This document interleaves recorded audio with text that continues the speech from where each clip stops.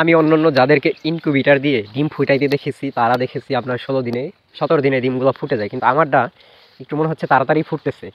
তো যাই হোক, আলহামদুলিল্লাহ, এটা একটা আল্লাহর নিয়ামত। হ্যালো বন্ধুরা, আসসালামু আলাইকুম, welcome to my YouTube channel ব্যাপারী খামার। তো আশা করি সকলেই ভালো আছেন। সো আমিও ভালো আছি।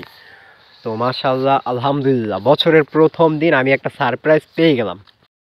নতুন বছরের প্রথম দিন আমি নিজের কাছ থেকে একটা সারপ্রাইজ পেয়ে গেলাম। সেটা হচ্ছে যে দেখতেই পারতেছেন, আমি কিছুদিন আগে নিজ হাতে একটা ইনকিউবেটর বানাইছিলাম। সেই ইনকিউবেটরে আমি কিছু কোয়েল পাখির ডিম দিয়েছিলাম গত 17 তারিখে। আজকে হচ্ছে 2025 সালের 1 মাস 1 তারিখ। আজকে রাতে আর কি ডিমগুলো ফুটেছে। তো আজকে যে ফুটবে এটা আমি শিওর ছিলাম না, কারণ আজকে হয়েছে মাত্র 15 দিন। সেখান থেকে অল্প কিছু সংখ্যা ডিম ফুটেছে আজকে আপনার 15 দিনের মধ্যে। তো যাই হোক, মানে বছরের প্রথম দিনটাই যে এরকম একটা সারপ্রাইজ পাবো সেটা আমি কখনোই ভাবতেও পারি নাই, বুঝতেও পারি নাই। তো যাই হোক, ইমার্জেন্সিভাবে বাচ্চাগুলো ফুটার পরে আমি প্রস্তুত ছিলাম না, তারপরেও মোটামুটি প্রস্তুত ছিলাম যে জানি 2-1 দিনের মধ্যে ফুটে যাবে। এর জন্য যতটুকু সম্ভব আমার যা যা আগে আয়না রাখছি, কিন্তু হঠাৎ ফুটে গেছে। এখন দেখি যে আপনার ওই যে খ্যার, এর জন্য আর কি খ্যার আয়না দিছি আমি। একটা পেপার আর কি খুঁজা পাই না, যার কারণে ইমার্জেন্সিভাবে খ্যার আয়না দিছি নিচে। আমি অন্যান্য যাদেরকে ইনকিউবেটর দিয়ে ডিম ফুটাইতে দেখেছি তারা দেখেছি আপনার 16 দিনে 17 দিনে ডিমগুলো ফুটে যায়, কিন্তু আমারটা একটু মনে হচ্ছে তাড়াতাড়ি ফুটতেছে। তো যাই হোক, আলহামদুলিল্লাহ, এটা একটা আল্লাহর নিয়ামত।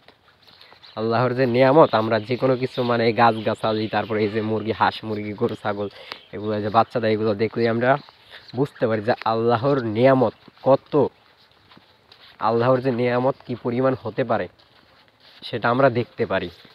তো যাই হোক, বাচ্চাগুলো আর কি যেহেতু হয়েছে, এই কারণেই ইমার্জেন্সিভাবে ওখান থেকে ইনকিউবেটর থেকে বের করে আমি এখানে রাখছি। কারণ হচ্ছে ইনকিউবেটরটা অনেকটাই ছোট। গতকালকে কোয়েল পাখিগুলো ফুটে গেছে, কিন্তু আমি ওদের জন্য খাবার আনি না। এখন খাবার আনি না, ব্যালেন্ডার করলাম ওদের জন্য, কারণ ছোট পাখি যেহেতু গুঁড়া গুঁড়া খাবার দিতে হবে। আর ওদেরকে আপনার মেডিসিন যেগুলো দেওয়ার সেগুলো দিয়ে নিচ্ছি, কারণ আগে ওদেরকে পানি খেতে দিব, তারপর হচ্ছে খাদ্য দিব। তো পানির সাথে মার্বেল দিয়েছি, অনেকে জানেন অনেকে জানেন না। সেটা হচ্ছে ছোট ছোট পাখি যেহেতু, যদি পানির এই পাত্রের উপরে উঠে যায় একদম ভিজে যাবে, তলায় যাবে।